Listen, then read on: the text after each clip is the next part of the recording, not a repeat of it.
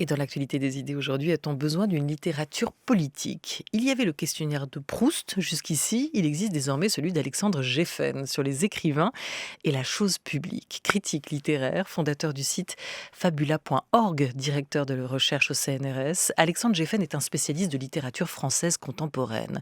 On s'était régalé déjà en 2017 avec son essai Réparer le monde, qui interrogeait la fonction dite thérapeutique de l'écriture. On le retrouve aujourd'hui avec La littérature est une affaire politique, aux éditions de l'Observatoire, où il interroge ce mariage, cette union. Une bonne littérature se doit-elle d'être responsable, engagée, politique? On va lui poser la question. Bonjour Alexandre Géffen. Bonjour. Bonjour. Quelle relation les écrivains contemporains entretiennent-ils à la politique? Vous ouvrez cette réflexion en renversant le propos avec le goût des hommes politiques pour la littérature. Alors avant Emmanuel Macron, qui fait figurer sur sa photo officielle, et vous le racontez, Le Rouge et le Noir, Les nourritures terrestres et Mémoires de guerre de Charles de Gaulle, à côté de ses deux téléphones portables, il y eut Mitterrand, figure du président lettré, imprégné de littérature française.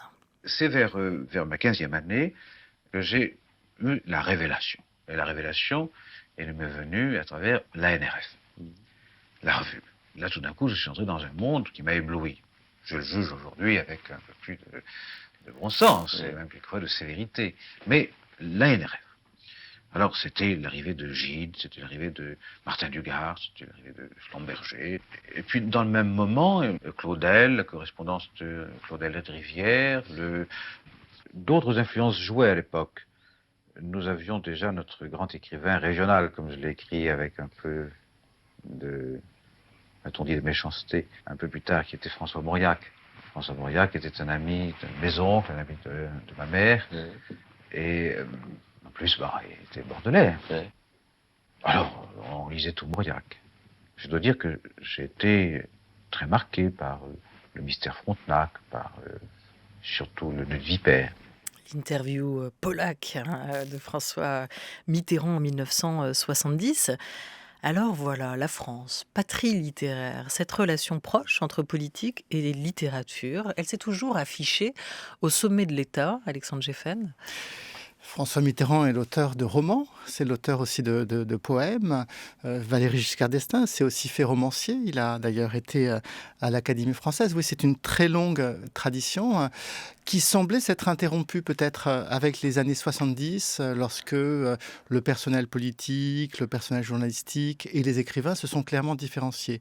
L'hypothèse que l'on peut faire à la lecture de ces 26 entretiens que je réunis dans ce volume, c'est que ça s'est déplacé finalement, que c'est peut-être moins la politique politicienne qui intéresse les écrivains que la diffusion des idées, le débat sur des questions aussi contemporaines que celle de l'écologie ou du féminisme, qui fait que la littérature est politique.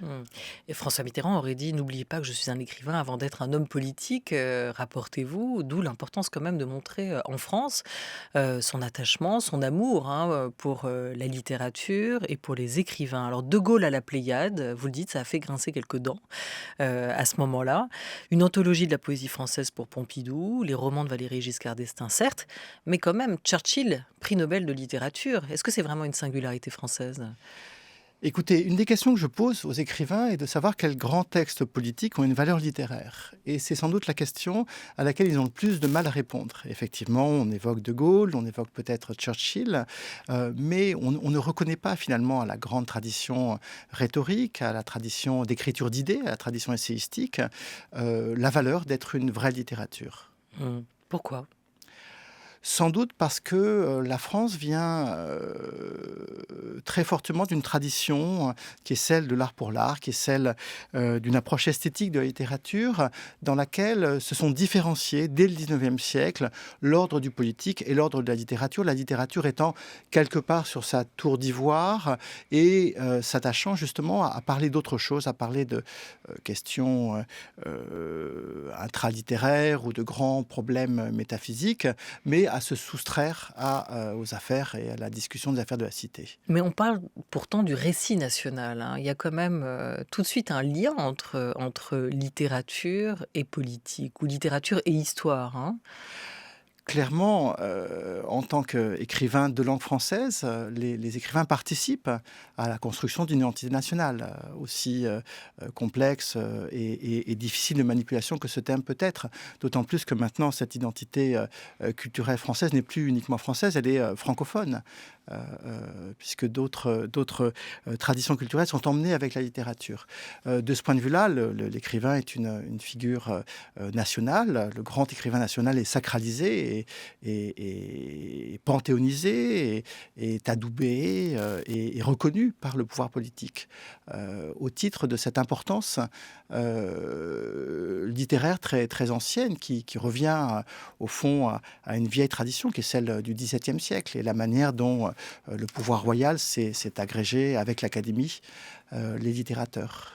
Alors, comment avez-vous procédé, Alexandre Géffen, pour explorer ce lien entre littérature et politique? On l'a dit, vous avez rédigé un entretien que vous avez soumis à 26 écrivains contemporains français, de Laurent Binet à Chloé Delhomme, de Mathias Sénard à Alice Fernet, de Annie Ernaux à Laurent Godet, de Yannick Enel à Nicolas Mathieu, qui était avec nous tout à l'heure dans la grande table culture. Des écrivains de générations différentes, de styles différents aussi, mais qui ont, par leurs livres, en tout cas, attiré votre attention. Quelles questions vous leur avez posées?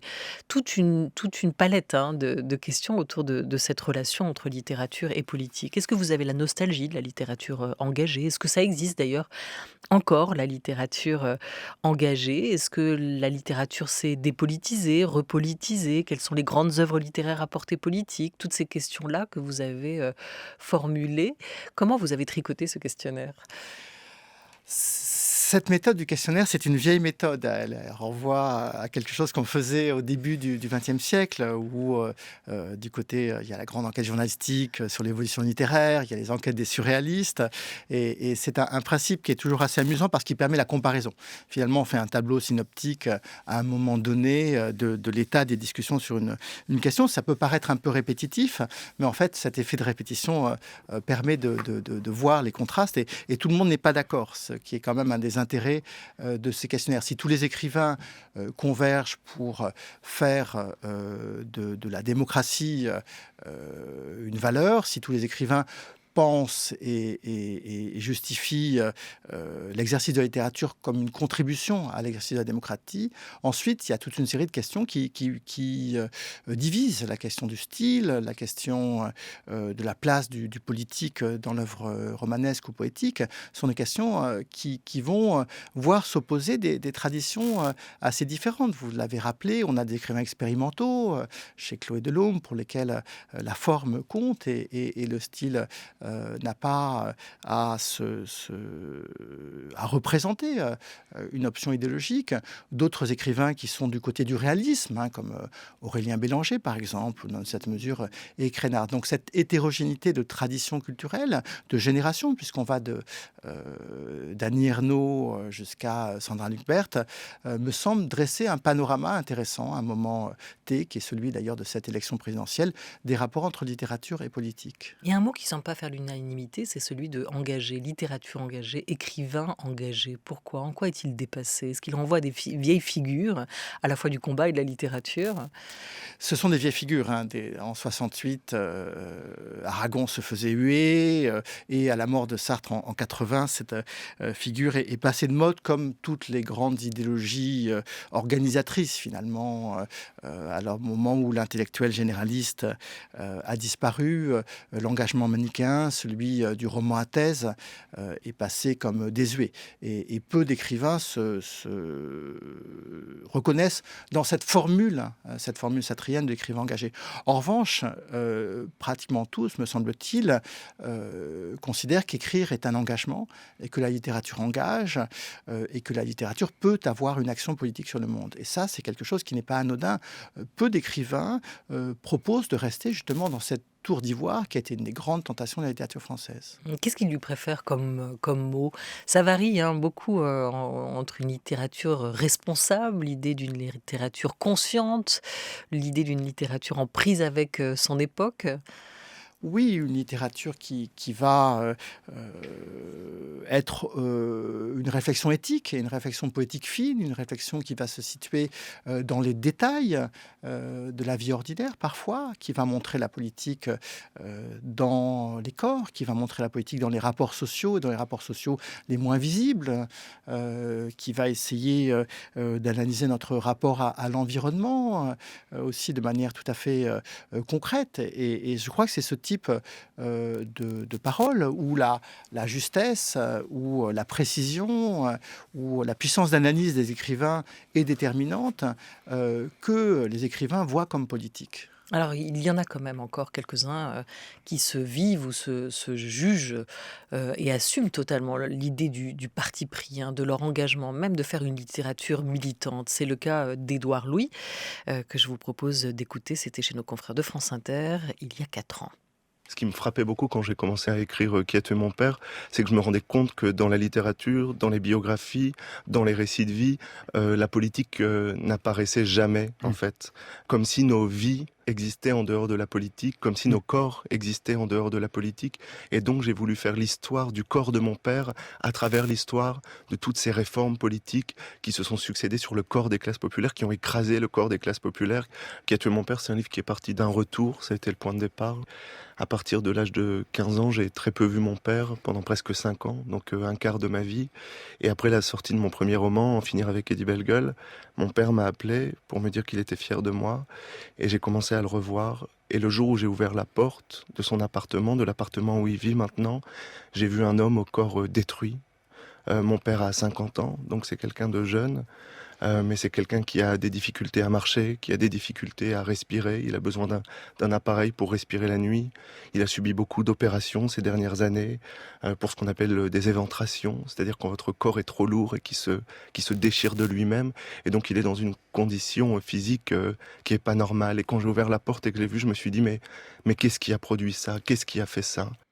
Édouard Louis revendique, lui, son engagement, son militantisme par la littérature. Et il déplore souvent, alors à tort ou à raison, Alexandre Géffen, le fait qu'aujourd'hui, ces deux sphères, la sphère littéraire, la sphère politique, soient trop distinctes, trop séparées aussi. Hein, comme s'il y avait quelque chose de sale pour l'écrivain, dans leur bouche en tout cas, à aller trop directement dans le militantisme, dans la sphère politique.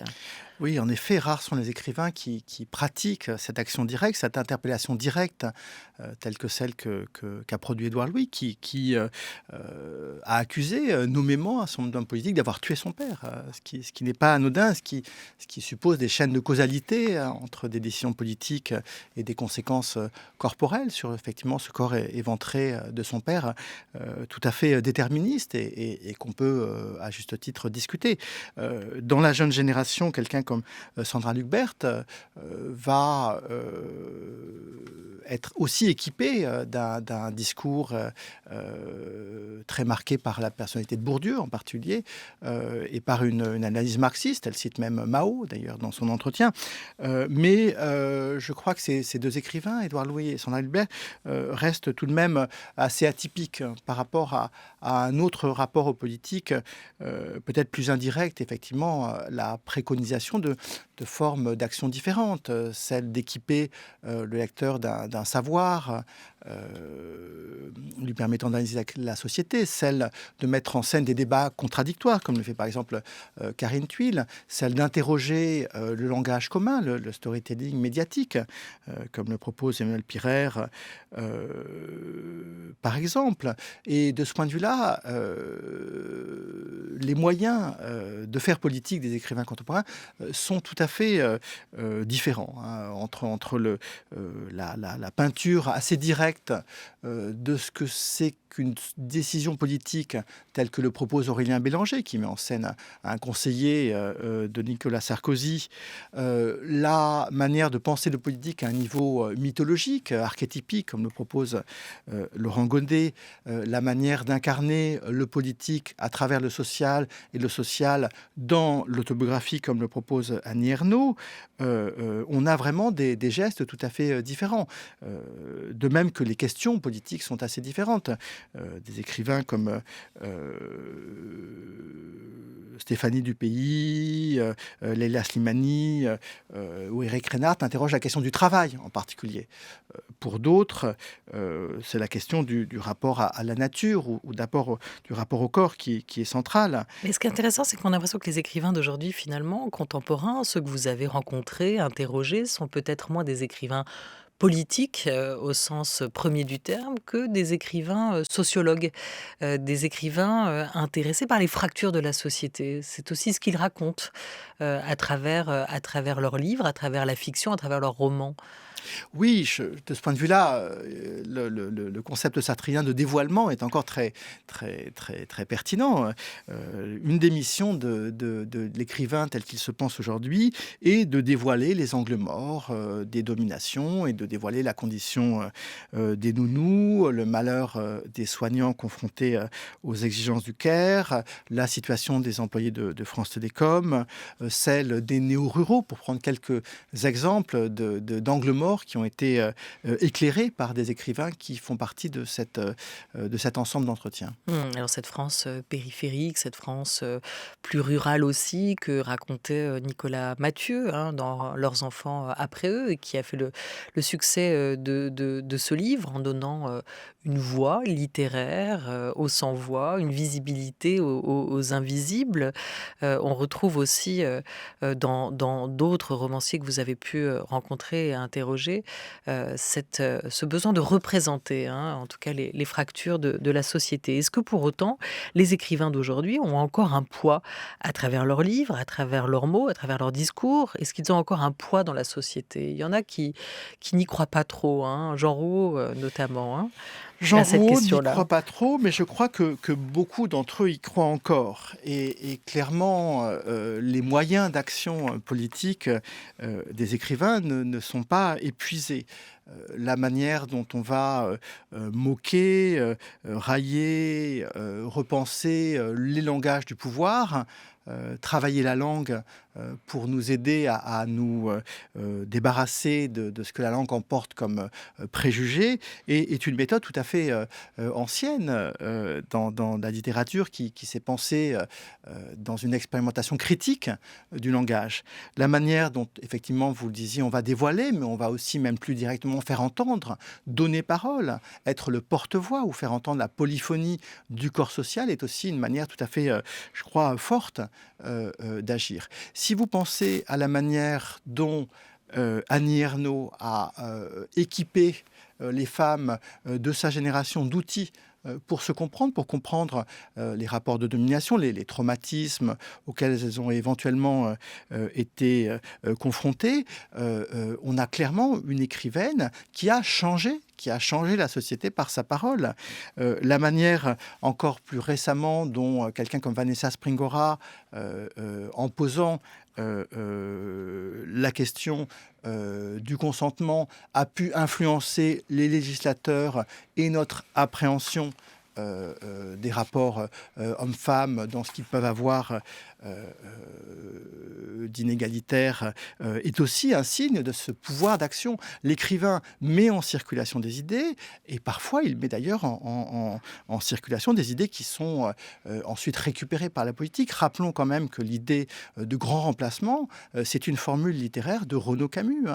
En mauvaise part, le pouvoir de nuisance de l'écrivain est aussi grand que son pouvoir d'action en bonne part pour nous permettre de prendre conscience et d'organiser le débat démocratique. Mais c'est vrai que vous l'avez cité, ce sont 3 livres, Vanessa Springora, Camille Kouchner, ou encore très récemment Les Fossoyeurs, sur la maltraitance des personnes âgées dans les maisons de retraite, qui ont été des pavés dans la mare du débat public, qui ont réveillé des sujets, interpellé la société, et qui ont peut-être aussi pu changer les choses, là où Un Éric Reinhardt, par exemple, pense, alors c'est peut-être le propre du roman, hein, pense que c'est pas tant les écrivains qui sont moins politiques aujourd'hui ou leurs livres moins engagés, vous dit-il, que leur place dans la société, dont l'écho ou l'attention qu'ils trouvent auprès de leurs contemporains qui ont reculé, entraînant, dit-il, un relatif désintérêt pour ce qu'ils ont à dire. On dit, en tout cas, c'est peut-être moins ce qu'ils disent dans leurs livres que ce qu'ils vont dire sur les réseaux sociaux qui va frapper fort, hein. Oui, enfin, quand Édouard Louis tweet pour expliquer comment Sarkozy a tué son père, il a un écho absolument considérable. Oui, mais ça se passe sur les réseaux sociaux, ça se sur passe les pas réseaux dans le sociaux. livre, ou en tout cas en parallèle, parce qu'il y a aussi le livre à côté. Ouais. En parallèle, mais moi je crois que les représentations que les écrivains peuvent faire circuler, peuvent inséminer, hein, dans nos consciences, de manière parfois virale, hein, ont une puissance d'action extrêmement forte. Pensons aussi au cas Houellebecq, hein, qui tout de même a fait de la poétique fiction, comme vous le savez.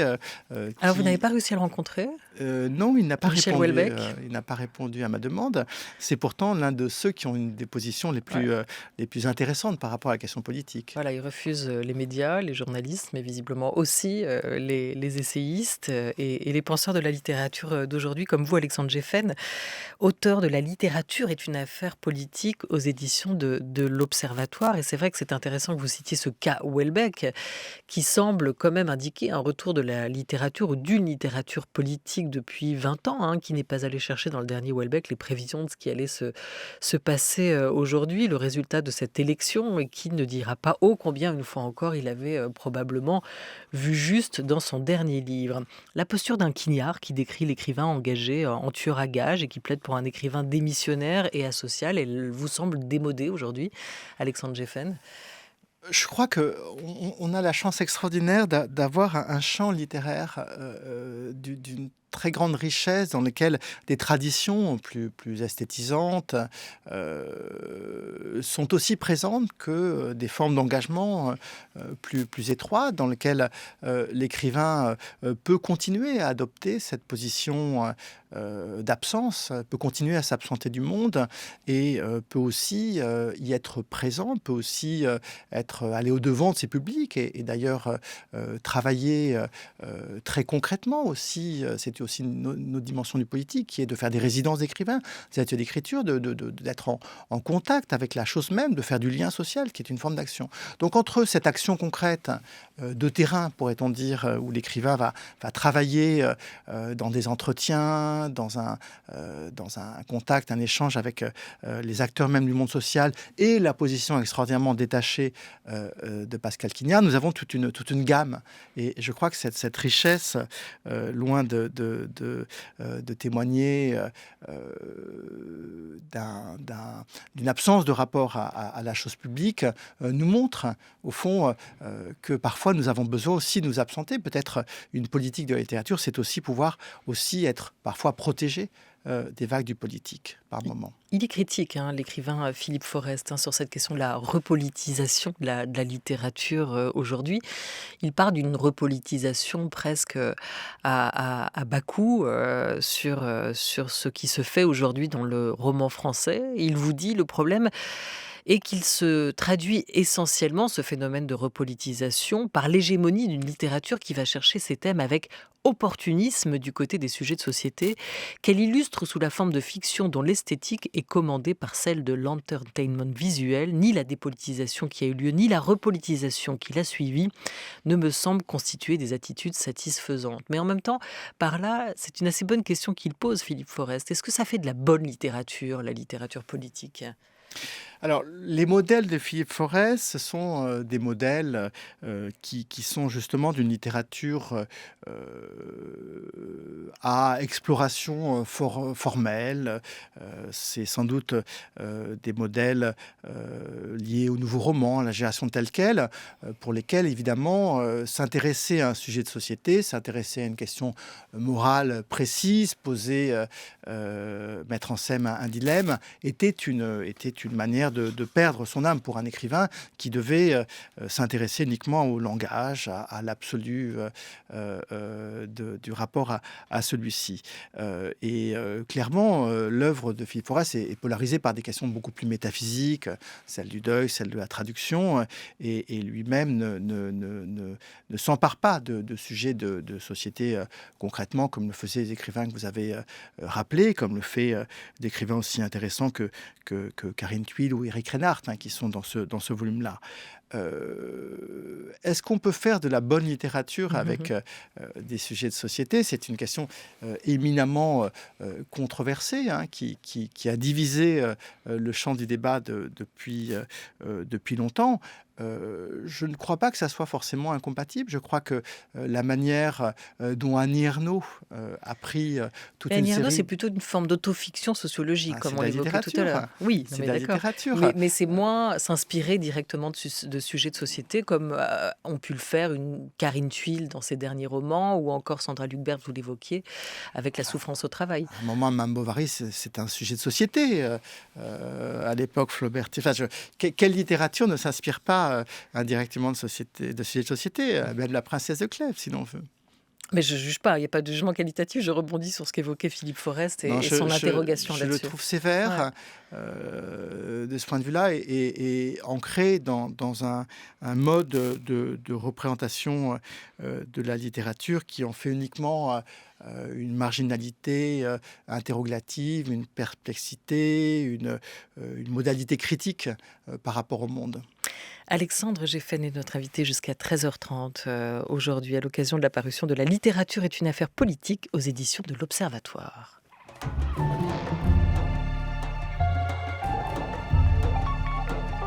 France Culture. La Grande Table.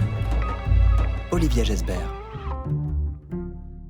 Et parmi les 26 écrivains que vous avez interrogés pour ce grand questionnaire, cette enquête littéraire que vous avez menée, Alexandre Géffen, on peut trouver la voix toujours singulière aussi d'Alice Zéniter. Pour Alice Zéniter, la politique est un périmètre qui est immense, parce qu'il intègre toutes les dimensions qui permettent ou fragilisent la capacité à vivre ensemble, à faire société. Alice Zéniter, qui disait aussi, il y a 5 ans à la Grande Librairie, comment parfois un mot, un simple mot, peut donner à tout un livre une dimension politique. On l'écoute. On pourrait croire ne pas être en train de s'engager et on est déjà en train de le faire. C'est notamment une question de vocabulaire. Et donc ça, évidemment, c'est passionnant pour l'écrivain. C'est de se dire, au moment où on choisit un mot, sans le savoir, sans s'en rendre compte, on est peut-être déjà à un endroit, à une fourche, à une bifurcation, et on tourne le dos sans le voir à tout un autre futur possible. C'est quand on choisit de dire harki pour désigner une communauté de plusieurs dizaines de milliers de personnes au lieu d'avoir des mots différents pour leur trajectoire intellectuelle, individuelle. Quand on choisit de dire musulman aujourd'hui pour parler de gens qui sont bronzés, quand on dit qu'il existe une apparence musulmane, alors déjà en choisissant un mot, on crée une violence dans la manière dont on décide qu'une étiquette peut amputer des gens de toute l'ampleur de leur vie. Le mot qui va peut-être colorer déjà et engager l'écrivain à travers son œuvre ou son livre. Oui, il y a des politiques du langage, des politiques de la langue, des politiques du style qui vont consister soit à réformer le vocabulaire pour le rendre sensible à des vulnérabilités, par exemple, autrement qu'à travers des catégories, des étiquettes sociales. Mais ces politiques de la langue ne sont pas uniques. Entre la manière dont Annie Ernaux va promouvoir une langue accessible, une langue simple, la manière dont d'autres écrivains vont complexifier la langue pour la rendre plus troublante, pour nous conduire à nous interroger sur les formules toutes faites, sur son potentiel fascisme, comme disait Barthes. Il y a loin entre les pratiques stylistiques et entre les différentes politiques de la langue qui peuvent être proposées au nom d'un même idéal social. Mais on ouvrait sur les hommes politiques passionnés de littérature, c'est peut-être ce qui distingue la langue politique, le langage politique de la langue littéraire, dans dans cette précision, dans le choix des mots, dans cette incarnation aussi, hein, des différentes figures décrites par ces mots, choisis par l'écrivain. Oui, parce que l'écrivain est celui qui, par sa pratique, son expertise, son maniement, son artisanat de la langue et sa capacité à construire aussi des dispositifs narratifs, hein, à construire, à faire de l'ingénierie avec les récits, permet une réflexivité, permet à la fois au corps social de se voir lui-même autrement, et permet au cadre par lequel le corps social, au vocabulaire par lequel le corps social se voit, de se penser autrement. On n'a pas évoqué Marie Darrieussecq, hein, qui s'interroge aussi sur la bonne conscience que se donnent peut-être certains écrivains en écrivant une littérature qui peut être perçue comme politique. Est-ce que vous pensez à cela, qu'en écrivant aujourd'hui, des écrivains cherchent à être un peu du bon côté? Alors, manifestement, je n'ai rencontré que des écrivains de gauche parce que je crois qu'il est difficile de trouver des écrivains se revendiquant à droite. De même qu'on n'a que des écrivains qui sont favorables à l'exercice de la démocratie libérale et de la social-démocratie. À quelques exceptions très très très rares, il est difficile de trouver effectivement des écrivains qui revendiqueraient par exemple un conservatisme social, qui revendiqueraient Et pourtant, il y en a certains, peut-être des mauvaises langues, vous diront d'aller voir du côté de l'Académie française, mais bien ce sûr. conservatisme, il existe et il témoigne aussi d'un élan de la société avec un fort pouvoir de description et de politisation, comme on l'évoque, hein. Oui, alors il existe encore une tradition pamphlétaire, une tradition d'extrême droite. On citait Renaud Camus, on peut citer Richard Millet, son éloge littéraire de Breivik qui a fait scandale, qui a valu son éviction de Gallimard. Des écrivains de centre droit ou de droite, sans doute en trouverait-on à l'Académie française, malgré la disparition de Jean d'Ormesson, il doit en rester. Mais je ne sais pas si vous vous souvenez, mais qu'en 2017, Emmanuel Macron avait cherché des soutiens littéraires, à part 2 ou 3 cas, je crois Marc Lambron, il n'a pas beaucoup trouvé d'écrivains pour signer pour lui. Ce qui n'est pas le cas de la gauche littéraire. Je vous rappelle que Mélenchon a aligné toute une série de signataires, y compris au moins 2 prix Goncourt, pour défendre sa candidature il y a quelques semaines. Il est bon parfois aussi encore de se montrer à côté des écrivains pour un homme politique. Qu'est-ce que ça apporte en termes d'image ? Qu'est-ce que ça apporte à un homme politique en termes d'image ? Pourquoi, effectivement, la photo officielle d'Emmanuel Macron le met en scène avec le rouge et le noir de Stendhal et une nourriture terrestre d'André Gide. Je crois que c'est attaché à une France qui voit son identité nationale comme une identité culturelle, qui a cultivé les valeurs humanistes qui l'accompagnent. Et clairement, une partie de l'engouement, sans doute, des écrivains pour des personnalités justement comme Mélenchon ou comme Taubira tient à l'accointance de ces hommes politiques avec la littérature, hein. Christian Taubira qui est capable de citer de mémoire des strophes entières et suscite l'admiration des écrivains. Merci beaucoup, Alexandre Géffen. On terminera avec les mots de Patrick Chamoiseau, qui fait partie de vos interlocuteurs pour cette enquête. La littérature est une affaire politique et qui invite et appelle à une littérature consciente, voilà, plutôt qu'une littérature engagée. On vient d'apprendre actuellement, juste à l'instant, le décès du grand acteur Michel Bouquet, qui vient donc de décéder. On vous en reparlera dans le journal de 18h sur France Culture. Un grand merci à toute l'équipe de La Grande Table. Lauriane Delacroix et Maïlène Despiau-Couré pour La Grande Table Culture aujourd'hui. Lucas Bretoni et Violaine Malstaff pour La Grande Table des Idées. À la réalisation, Thomas Beau, qu'on embrasse, et Alexandre Fougeron avec Florent Bujon à la technique.